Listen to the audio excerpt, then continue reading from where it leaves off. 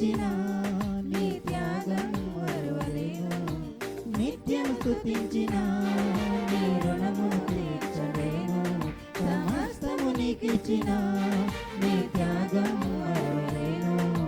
రాజా రాజా రాజా రాజాదిరాజువు నీవు, దేవా దేవా దేవా దేవాది దేవుడవు.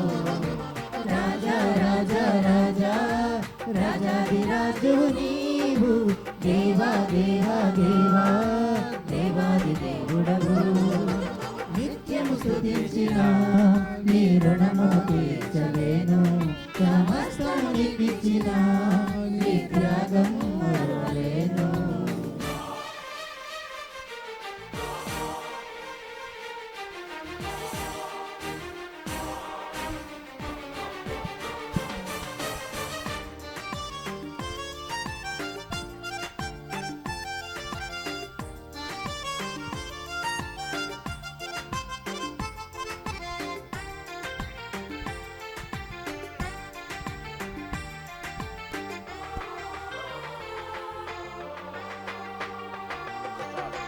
అద్వితీయ దేవుడా, ఆది అంతమునయ్యున్నవాడా, అద్వితీయ దేవుడా, ఆది అంతమునయ్యున్నవాడా, అంగలార్పును నాట్యముగా మార్చివేసిన మా ప్రభు, అంగలార్పును నాట్యముగా మార్చివేసిన మా ప్రభు. రాజా రాజా రాజా రాజాదిరాజువు నీవు, దేవా దేవా దేవా దేవాది దేవుడవు. రాజా రాజా రాజా రాజాదిరాజు నీవు, దేవా దేవా దేవా దేవాది దేవుడవు. నిత్యము స్తుతించిన నీ రుణము తీర్చలేను, సమస్తము నీకిచ్చిన నీ త్యాగము మరువలేను.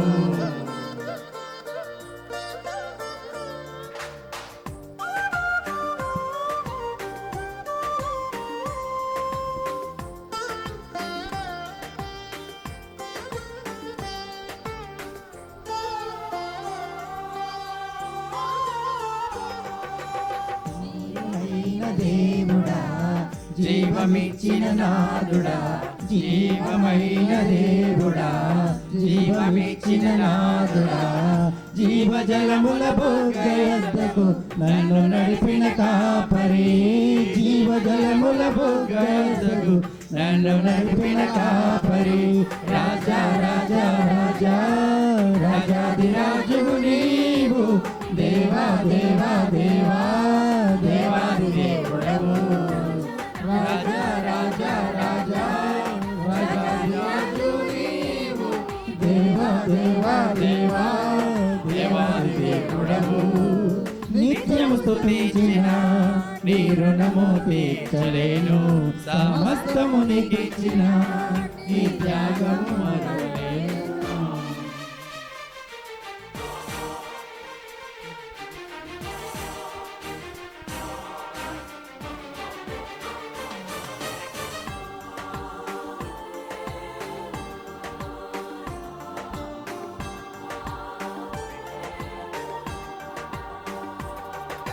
మార్పులేని దేవుడా, మాకు సరిపోయినవాడా, మార్పులేని దేవుడా, మాకు సరిపోయినవాడా, మాటతోనే సృష్టినంతా కలుగజేసిన పూజుడా, మాటతోనే సృష్టినంతా కలుగజేసిన పూజుడా.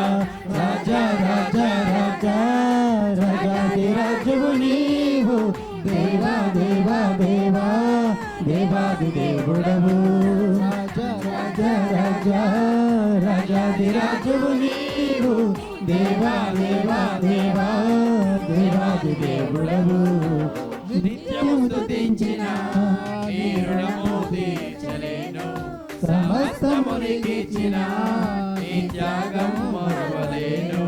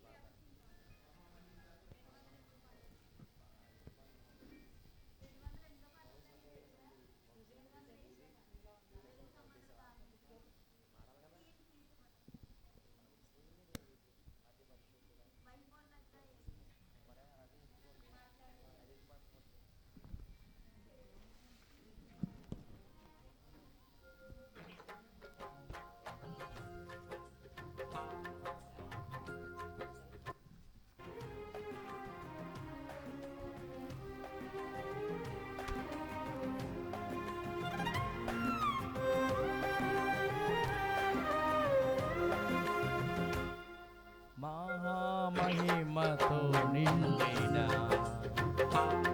కృపా సత్య సంపూర్ణుడా మహిమతో నిండిన కృపా సత్య సంపూర్ణుడా ఇశ్రాయేలు స్తోత్రములపై ఆసీనుడా యేసయ్యా నా స్తుతుల సింహాసనం నీ కోసమే యేసయ్యా మహామహిమతో నిండిన కృపా సత్య సంపూర్ణుడా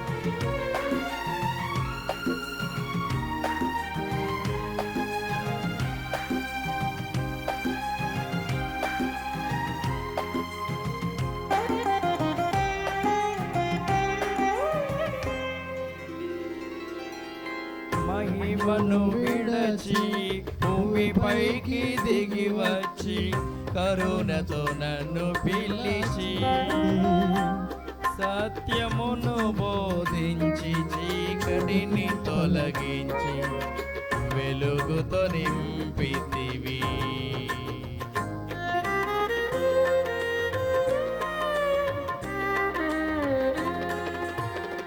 మహిమను విడచి భూమిపైకి దిగి వచ్చి కరుణతో నన్ను పిలిచి సత్యమును బోధించి తొలగించి వెలుగుతో నింపితివి సదయుడవై నా పాదములను తొట్టిల్లనీయక స్థిరపరచి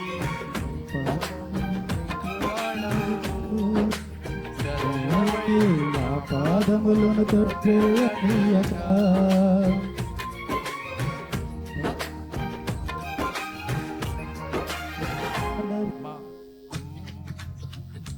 మహిమతో నిండిన కృపా సత్య సంపూర్ణుడా ఇశ్రాయేలు స్తోత్రములపై ఆసీనుడా యేసయ్యా మహిమతో నిండిన కృపా సత్య సంపూర్ణుడా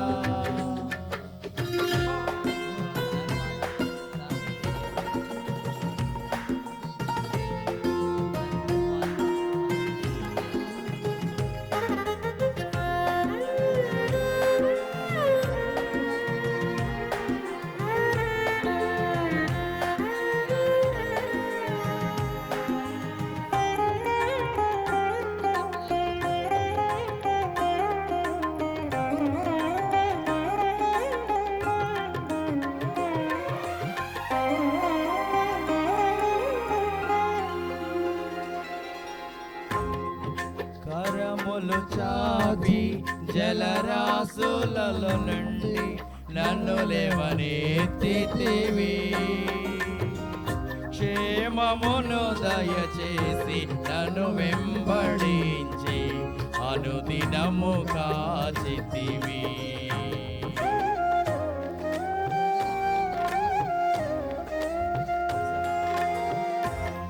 కరములు చాపి జలరాశులలో నుండి నన్ను లేవనెత్తితివి క్షేమమును దయచేసి నన్ను వెంబడించి అనుదినము కాచితివి అక్షయుడా ప్రేమను చూపి ఆదరించినావు నిర్మలుడా బాహువు చాపి జీవించువాడవు అక్షయుడా ప్రేమను చూపి ఆదరించినావు. నిర్మలుడా బాహువు చాపి దీవించువాడవు. మహామహిమతో నిండిన కృపా సత్య సంపూర్ణుడా, ఆశ్రయేలు స్తోత్రములపై ఆసీనుడా యేసయ్యా. మహిమతో నిండిన కృపా సత్య సంపూర్ణుడా.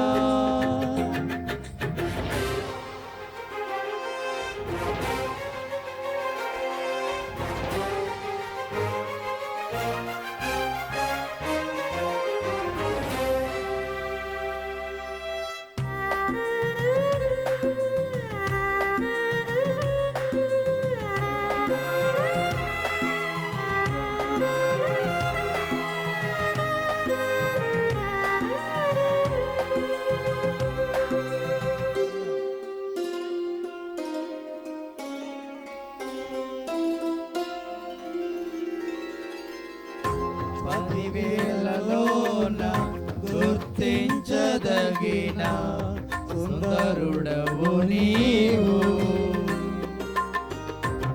అపరంజి పాదములు అగ్ని నేత్రములు కలిగిన వాడవు.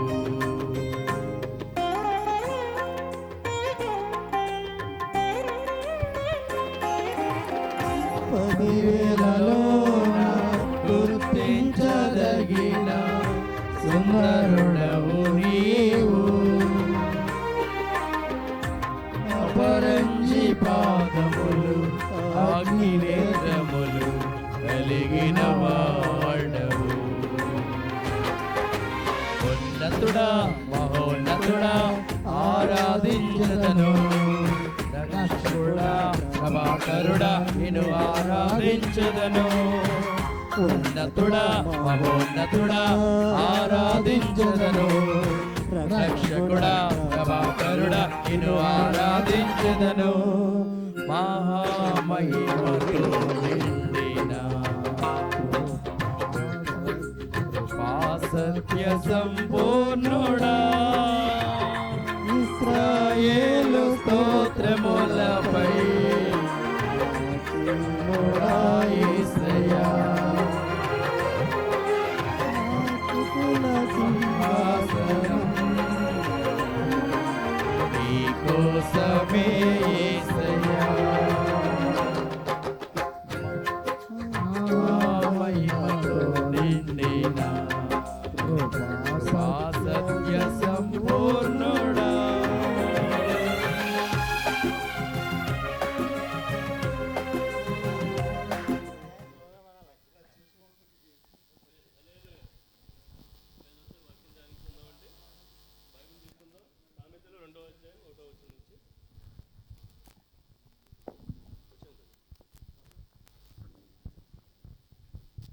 Hello amen. హల్లెలూయా.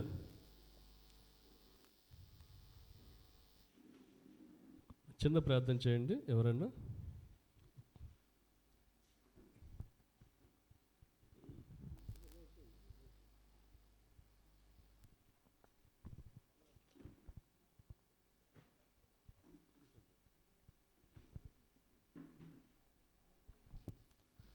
చిన్న ప్రార్థన అండి.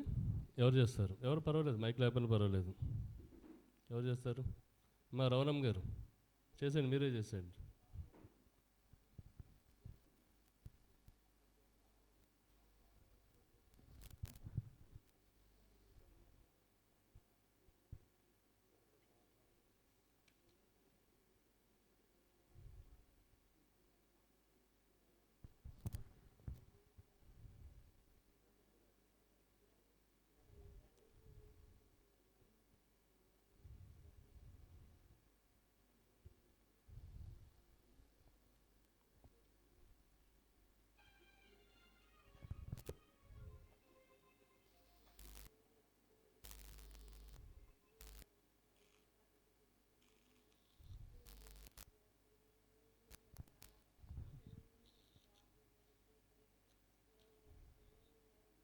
Hello hello hello hello hello hello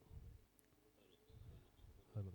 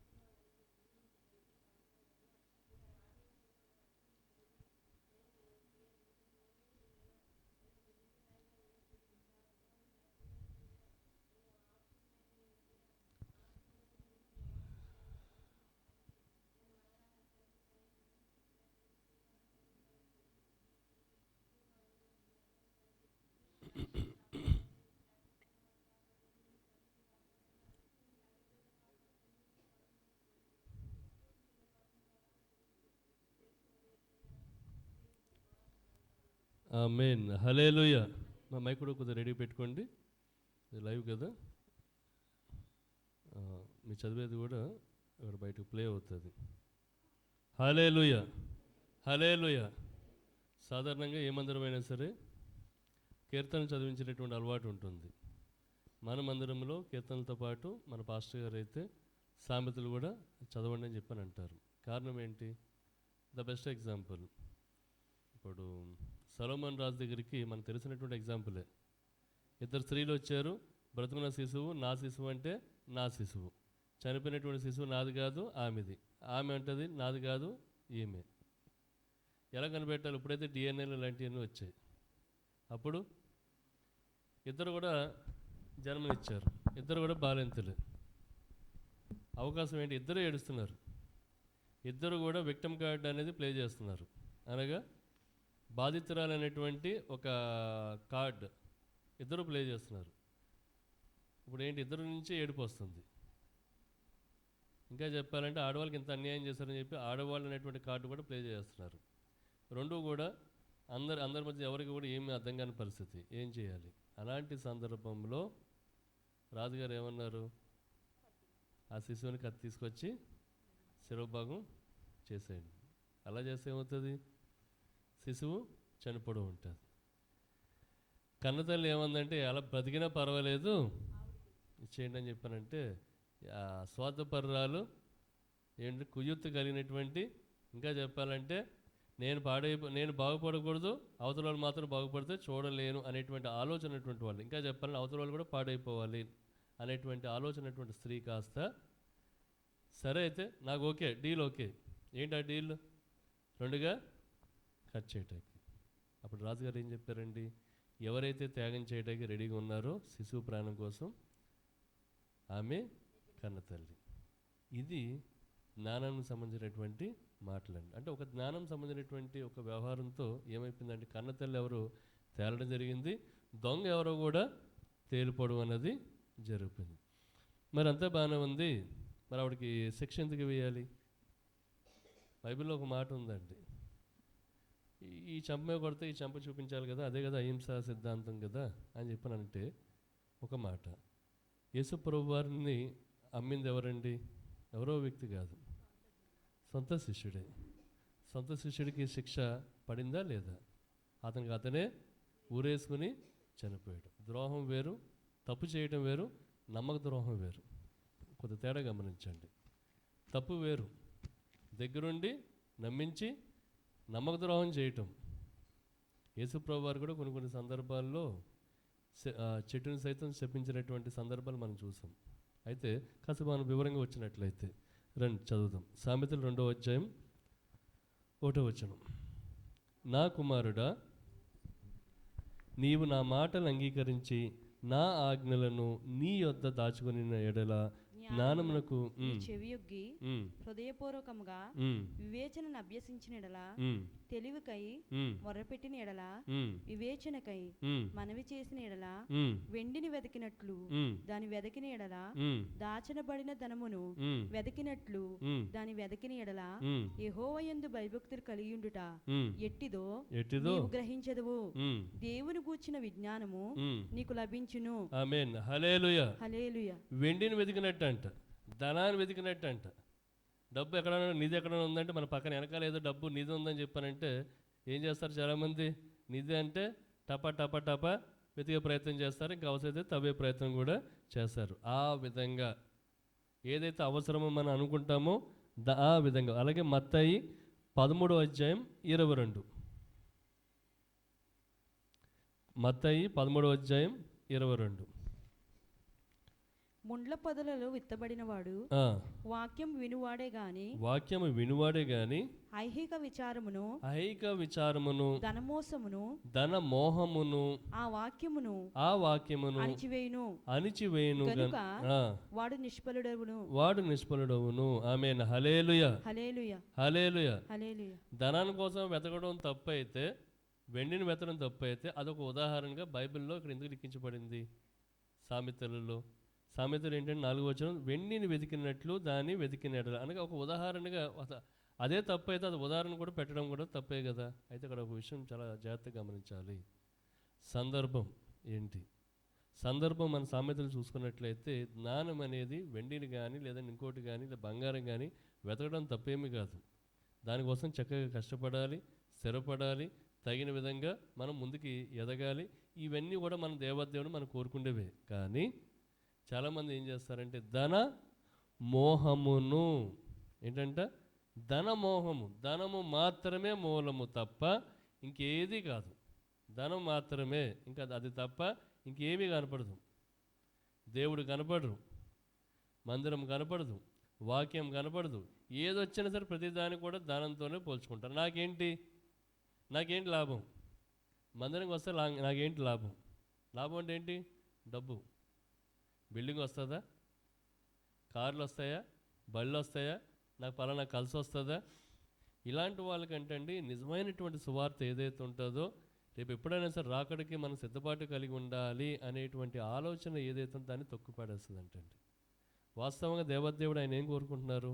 మనల్ని రేపు ఎప్పుడైనా సరే ఎత్తబడితే కనుక చిట్ట చివరి వరకు నమ్మకస్తుడుగా నమ్మకస్తురాలుగా ఉండమ్మా అని చెప్పి కోరుకుంటున్నారు. ఆయనలో మనం ఉండాలి అని చెప్పి. అంతే తప్ప ఈ మధ్యలో ఏదో ధనం వచ్చిందని చెప్పి ఇంకోటి వచ్చిందని చెప్పి దేవునికి దూరం అయిపోయి, ఏమండి డబ్బు అనేటువంటిది ఆశ చూసుకొని మందిరానికి దూరం అయిపోయి, ప్రార్థన దూరం అయిపోయి, ఏమండి ఇంక ఎలా పడితే అలాగా కొంతమంది లేరంటారా? ఎంతమంది ఇల్లులు వచ్చిన తర్వాత ఇంకోటి కూడా స్థిరపడిపోయిన తర్వాత ఏంటంట టాటా బాయ్ బాయ్ హాస్పిటల్ నుంచి డిశ్చార్జ్ అయిపోయాము. హాస్పిటల్ అంటే ఇది ఏదైనా హాస్పిటల్? రోగం వస్తే వచ్చినట్టు పలానా సమస్య ఉందని చెప్పి వచ్చి దేవదేవునికి ఎంత బాధ ఉంటుందండి.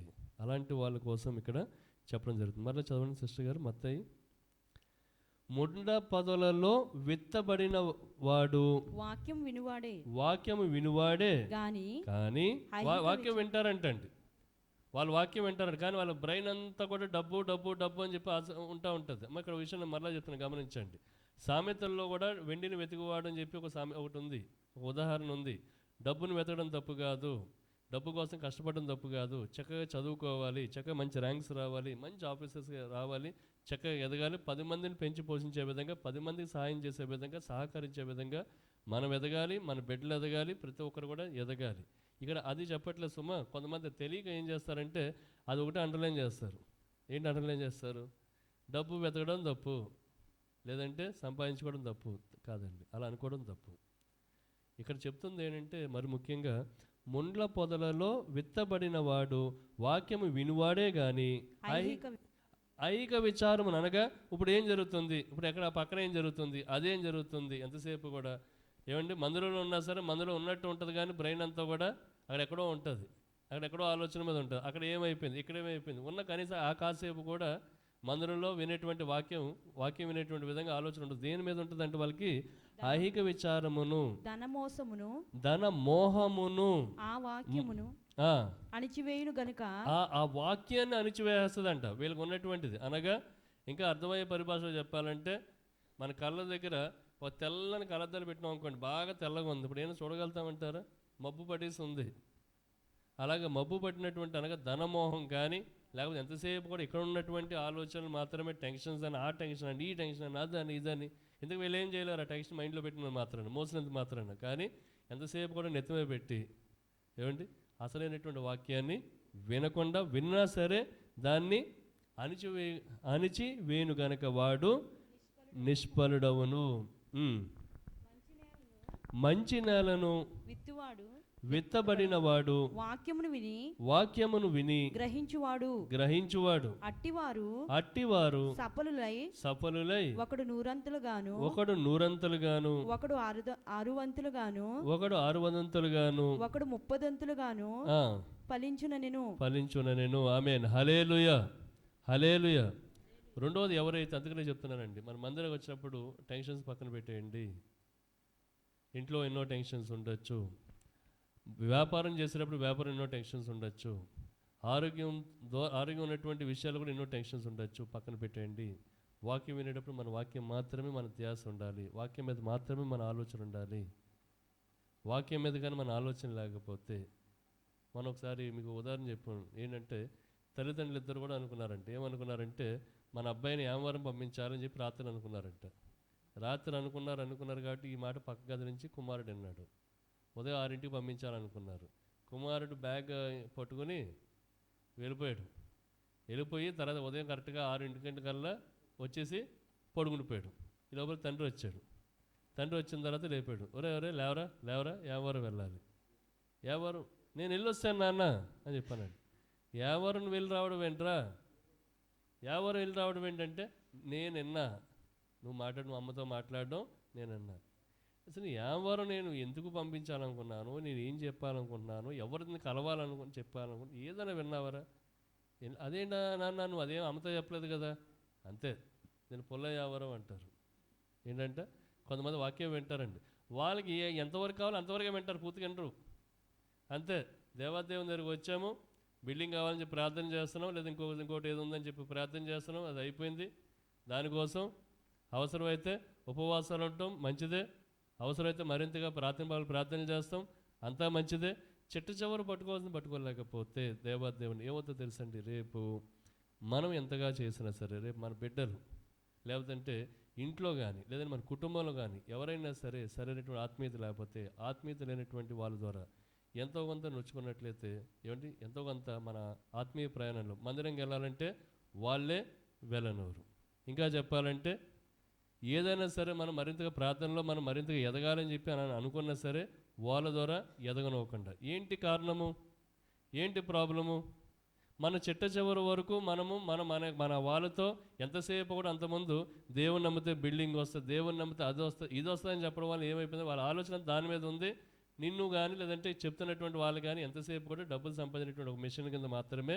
లేదంటే దేవాదేవుడు అంటే ఇజ్రాయెల్కి ఏంటండి, ఏదో మంచి బిల్డింగ్లో ఉన్నటువంటి లేదా మంచి ప్రదేశము, పాలు తేనెలు కారినటువంటి ప్రదేశాన్ని ఇచ్చేటటువంటిది ఒక దేవాదేవుడు, అంతే.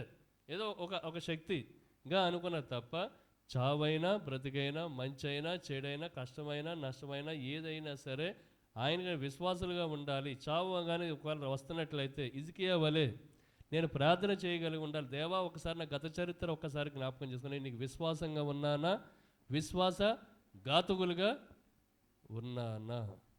ఏంటంట, విశ్వాసంగా ఉన్నానా, విశ్వాస ఘాతులుగా ఉన్నానా? కొంతమంది ఏం చేస్తుంటారో తెలుసా అండి, నమ్మినటువంటి వాళ్ళని కూడా మోసం చేసేవారు ఉంటారు. వాళ్ళందరూ కూడా బయట రూపంలో ఉంటారండి, మన రూపంలోనే ఉంటారు. మనలాగే ప్రార్థన చేస్తారు, మనలాగే వాక్యం చదువుతారు, మనలాగే దర్శనాలు వచ్చేసాయని చెప్పి చకచకా చెప్పేసే వాళ్ళు ఉంటారు. గమనించుకోవాలి ప్రతిదీ కూడా. ఎందుకనంటే చిన్న తేడా వచ్చింది. ఎక్కడ? సామెతలు 2వ అధ్యాయంలో అదే ధనం కోసం ఉంది, మత్తయిలో కూడా ధనం అనేది ఉంది. తేడా ఏంటండి? మోహము, ధనం అనేటువంటి మోహంతో ఉన్నట్లయితే అది పాపానికి దారితీస్తుంది. అలా కాకుండా దేవుని కోసం మనం చక్కగా కష్టపడుతాం. పేతురు గారి యొక్క నావలో దేవాదేవుడు ఉన్నారు కాబట్టి ఏమైందండి, విస్తారంగా చేపలు అక్కడ పట్టబడ్డాయి. అది ఆశీర్వాదం అండి. ఆశీర్వాదం కోసం మన దేవాదేవుని మనం ప్రార్థించాలి, ఆశీర్వాదం కోసం మన దేవాదేవుని మనం గోజాడాలి. మన బిడ్డలు బాగుండాలి, మన కుటుంబం బాగుండాలి, మనం బాగుండాలి, చక్కగా బాగున్నట్లయితే మన సువార్తని మరింతగా మనం విస్తరింపజేయటానికి ఆస్కారం ఏర్పడుతుంది. ఇది ఈ డిఫరెన్స్ అండి. ఈ చిన్న వాక్యం మన దేవాదేవుడు దీవించి ఆశీర్వదించును గాక. ఆమేన్. హల్లెలూయా. అమ్మ ఒక్కొక్కరు ఒక 50 సెకండ్లు మాత్రమే, ఒక ముగ్గురు ప్రార్థన చేయండి. 30 నుంచి 50 సెకండ్ల లోపు ప్రార్థన చేసిన తర్వాత ఇంకొకటి 2 పాటలు ప్రాక్టీస్ చేసుకుని క్లోజ్ చేసుకుందాం. ఒక 30 సెకండ్ల నుంచి మా మైక్ తీసుకుని చేయండి, ఎందుకంటే లైవ్ కదా. దేనికోసం అంటే మందిరం కోసం. ఈ 2025 మన మందిరం మరింతగా డెవలప్ అవ్వాలి, మన మందిరం మరింతగా అభివృద్ధి అవ్వాలి. ఈ కింద పైన నిండిపోవాలి, వెనకాల కూడా ఉండాలి. అవుతుందా లేదనేది పక్కన పెడితే అవ్వాలి అనేటువంటి విధంగా ప్రయత్నం పెట్టడంలో మాత్రం ఫెయిల్ అవ్వకూడదు. నా ఆశ అయితే కనుక తీర్థంలాగా రావాలి జనం. కాబట్టి దాన్ని ఏ విధంగా చేయాలో మనం ఆ విధంగా మనం చేస్తాం. రెండవది దేవాదేవుడు ఇచ్చినటువంటి ఆశీర్వాదం అది. కాబట్టి ఒక చిన్న ప్రార్థన, ఒక 30 సెకండ్ల నుంచి 50 సెకండ్ల లోపే చిన్న ప్రార్థన మన మందిరం కోసం, ఇక్కడ ఉన్నటువంటి వారి కోసం. ఏ ఒక్కరు కూడా పక్క వాళ్ళ కోసం ప్రార్థన చేస్తే నా నెత్తి మీద 100 కిలోలు ఉంది బరువు తగ్గిపోతే అలాంటివి పెట్టుకోమాకండి, మూడు భక్తులు పెట్టుకోమాకండి. అలాంటి మూడు భక్తులు ఉన్నటువంటి వాళ్ళ ఇళ్లలో భార్యాభర్తల సమస్యలు ఉన్నాయి. మీకు ఓపెన్గా చెప్తున్నాను. ఆ పంచాయతీలు మా ఇంటికి వచ్చాయి. మేము బయట పేర్లు చెప్పాం కదా, మూడు భక్తులు నెత్తి మీద పెట్టుకుంటారు. అవసరం అంటారా? మరి అలాంటి మరి నెత్తి మీద 50 కిలోలు నాకు ప్రార్థన ఎక్కువసేపు చేస్తున్నాం కాబట్టి పక్క వాళ్ళకి వెళ్ళిపోతుందంటే వాళ్ళ ఇంట్లో భార్యకి భర్తకి సమస్య రాకూడదు కదా. అలా కాదండి, యోబుకి వచ్చాయి అలాంటివి చెప్పొద్దండి. యోబుకి వచ్చే ఇవన్నీ వద్దు. మనం ఇప్పుడు ఏదైతే కంటికి కనపడుతుందో ఇదే నిజం. ఇప్పుడు ఈరోజు మనం ఏదైతే జీవిస్తున్నామో అదే నిజం. పక్క వాళ్ళ కోసం మనం ప్రార్థన చేయాలి. మదర్ తెరెసా లాంటి వాళ్ళు పక్క వాళ్ళ కోసం వాళ్ళ జీవితాలను ఇచ్చారు. మనకు ఉన్నటువంటి పక్క వాళ్ళ కోసం పక్క వాళ్ళు మనం ప్రేమించాలి, పక్క వాళ్ళ కోసం మనం ప్రార్థన చేయాలి, పక్క వాళ్ళు మన కోసం ప్రార్థన చేయాలి. రైట్, చేయండి. చిన్న ప్రార్థన, ఒక 30 సెకండ్ల లోపు అంతే.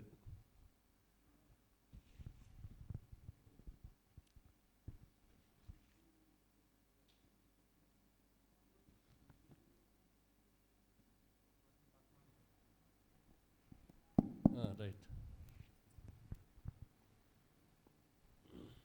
ప్రార్థన చేద్దాం అందరు కలిసి. మహాపరిశుద్ధుడైన తండ్రి, మహోన్నతుడైన దేవ, నీ ఘనమైన నామమునకు స్తోత్రములు, వందనములు ప్రభువా. దేవ, ప్రతి దినమునైనా తండ్రి నీ మందిరముకునైనా మమ్మల్ని నడిపించి దేవ ఈ విధముగా నిన్ను స్తుతించుటకు ఆరాధించుటకునైనా దేవ నేను ఆత్మతో సత్యముతో ఆరాధించుటకునైనా తండ్రి మాకు ఇచ్చిన గొప్ప అవకాశం బట్టి మీకే స్తోత్రములు, వందనములు ప్రభువా. సర్వాధికారి నీకే స్తోత్రములు, సర్వేశ్వరుడా నీకు స్తోత్రములు. నిన్న నేడు నిరంతరం ఏకరీతిగా ఉన్న దేవానికి స్తోత్రములు ప్రభువా. ఈ దినము వచ్చిన మా అందరిపైనైనా తండ్రి నీ కృప ఉంచినందుకు స్తోత్రములు ప్రభువా. ఇంకనూ నైనా తండ్రి ప్రభువా, ఈ యొక్కనైనా స్థుతి ఆరాధన నిమిత్తం ఏ విధముగా దేవా మేము నేర్చుకోవాలో ప్రభువా, నిన్ను ఎలా స్థుతించాలో నైనా తండ్రి, నిన్ను ఎలా ఘనపరచాలో నైనా మాకు నేర్పించమని దేవానైనా తండ్రి, ఈ నామానికి మహిమ తెచ్చే రీతిగా నైనా తండ్రి ఈ దినములనైనా ప్రభువా దేవా మమ్మల్ని నేర్చుకున్నట్టుకు మాకు సహాయం దయచేయమని మా ప్రభువును రక్షకుడు నేను యేసుక్రీస్తు నామములో అడిగి వేడుకొంచున్నాం పరమ తండ్రి, ఆమేన్. హల్లెలూయా. మరొకరు మా కుటుంబం కోసం కూడా ప్రార్థన చేయండి. ఒక అద్భుత కార్యం జరగాలి, చేయండి. అందరం కళ్ళు మూసుకుందండి, ప్రార్థన చేద్దాం.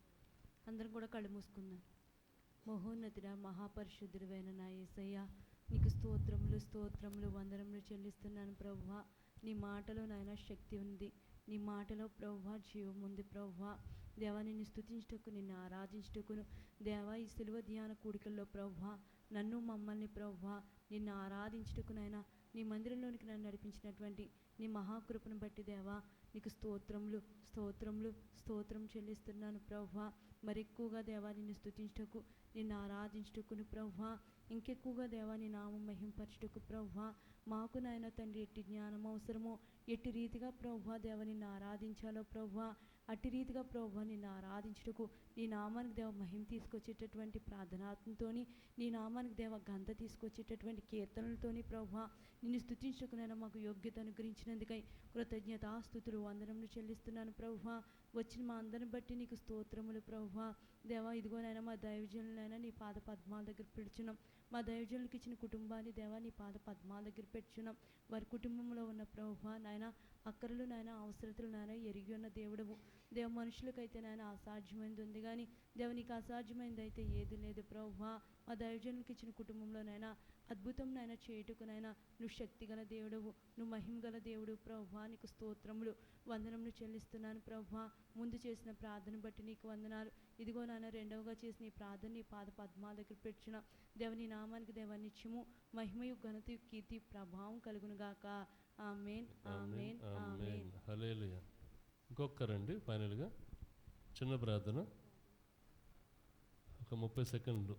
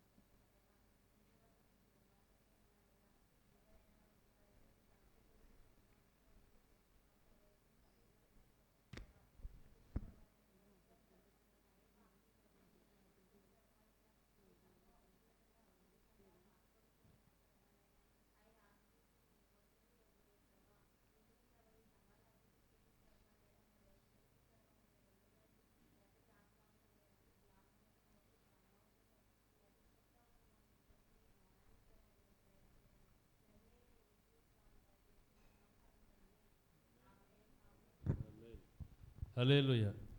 నేను ఒక మాట చెప్తున్నాను చూడండి. తల్లి తండ్రి తర్వాత మూడోది పొజిషన్ గురువు. ఎందుకు మనం గురువుకి అంత వాల్యూ ఇస్తాం? గురువు అనగా పాస్టర్ గారు కావచ్చు, లేదంటే ఇక్కడ నేర్పుతున్నటువంటి ట్రైనర్స్ కావచ్చు, ఎవరైనా సరే. ఇక్కడ ఆ పొజిషన్ ఉన్నంతవరకు మనకి గురువుగా వారు మనం మరింతగా తీర్చిదిద్దాలని చెప్పి వాళ్ళ తాపత్రయం వాళ్ళకు ఉంటుంది. ముఖ్యంగా ఈ బ్రదర్ వస్తున్నారంటే ఆయనకి నేను కూడా స్టూడెంటే. ఎందుకంటే ఆయన పాటల్లో ద బెస్ట్ నైపుణ్యమైనటువంటి వ్యక్తి రాజుల వద్ద ఉండునని చెప్పి మన బైబిల్లోనే ఉంది. వారిలో ఆ యొక్క నైపుణ్యం ఉందని చెప్పి గుర్తించి మనకి ఇక్కడ ట్రైనింగ్ కోసం తీసుకోవడం అనేది జరిగింది. మీరు గమనించండి. మరలా నేను చెప్తున్నాను, మనకు ఉన్నటువంటి మన యొక్క గురువు అనేటువంటి పొజిషన్ మనం వాళ్ళకి మన విలువ ఇస్తే రేపు మనల్ని చూసి మన పిల్లలు కూడా ఇలా ఇస్తున్నారు అన్నమాట అని చెప్పి వాళ్ళు నేర్చుకోగలుగుతారు. ట్రైనింగ్ ఇస్తున్నారు రమ్మని చెప్పి చెప్తున్నారంటే వెంటనే వచ్చేయండి. ఇంకో 5 రోజులే ఉంది, మళ్ళీ వచ్చేది అవసరమే. వచ్చేది అవసరం తప్ప ఇంకా అవకాశం లేదు. ఇవాళ ఎలా పక్కకి అయిపోయింది. శనివారం తర్వాత ఎలాగో పాస్టర్ గారు రారు, బ్రదర్ రారు. మధ్యలో చెప్పాలంటే అటు ఇటు 5 days ఉంది కాబట్టి గమనించండి. రమ్మన్నప్పుడు వెంటనే వచ్చేయండి.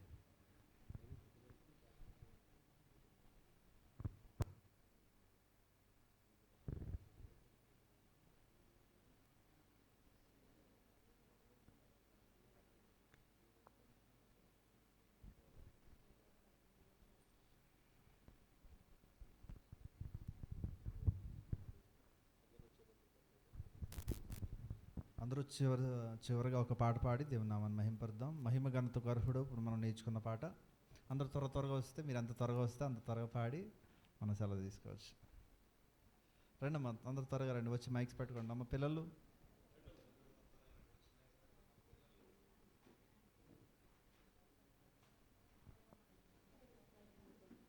త్వరగా.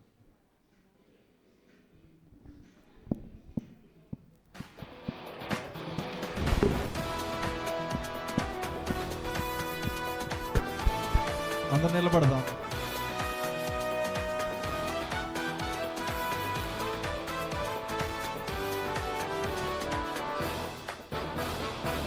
మహిమ ఘనతకు అర్హుడవు నీవే నా దైవము. అందరూ రావాలి ముందుకి. మహిమ ఘనతకు అర్హుడవు. మైక్ తీసుకోండి.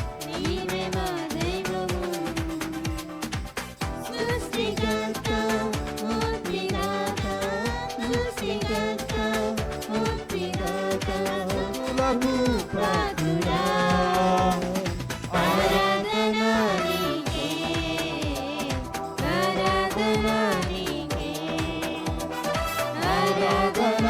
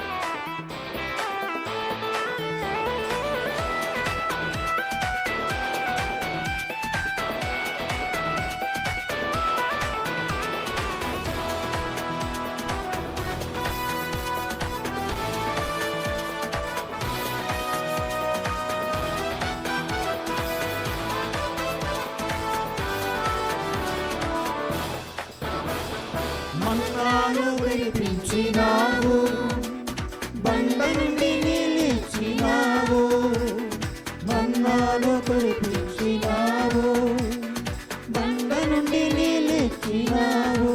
యెహోవా ఈరే చూచుకొనెను, యెహోవా ఈరే చూచుకొనెను, సర్వము సమకూర్చెను. ఆరాధన నీకే, ఆరాధన నీకే, చేతులు చెప్దాం. ఆరాధన నీకే, ఆరాధన నీకే, ఆరాధన స్తుతి ఆరాధన, ఆరాధన నీకే, ఆరాధన స్తుతి ఆరాధన, ఆరాధన నీకే, ఆరాధన నీకే, ఆరాధన నీకే, ఆరాధన నీకే, ఆరాధన నీకే.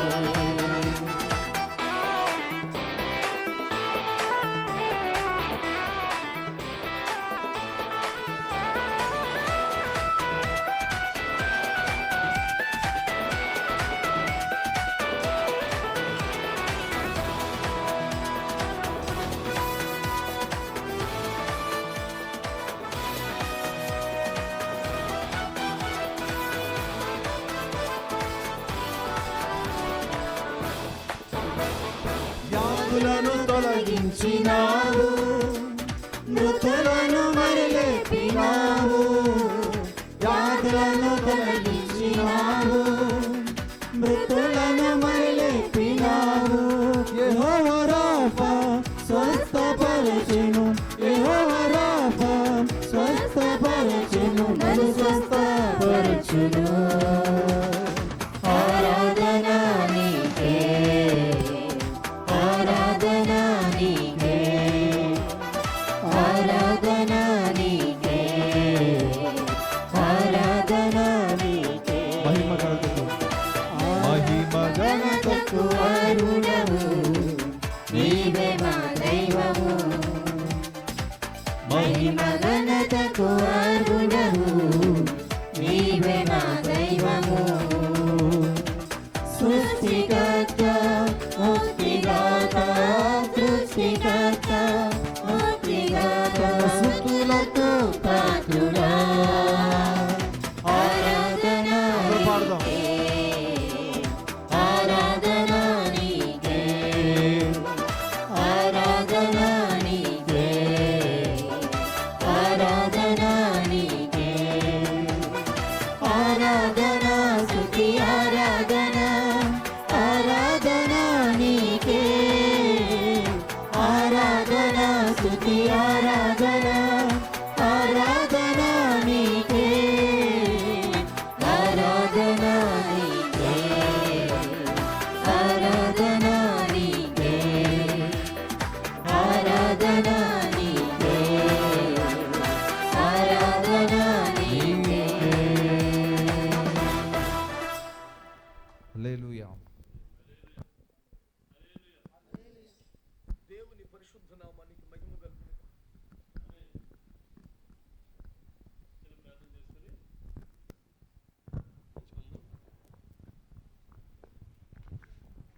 ఆమేన్. హల్లెలూయా, హల్లెలూయా.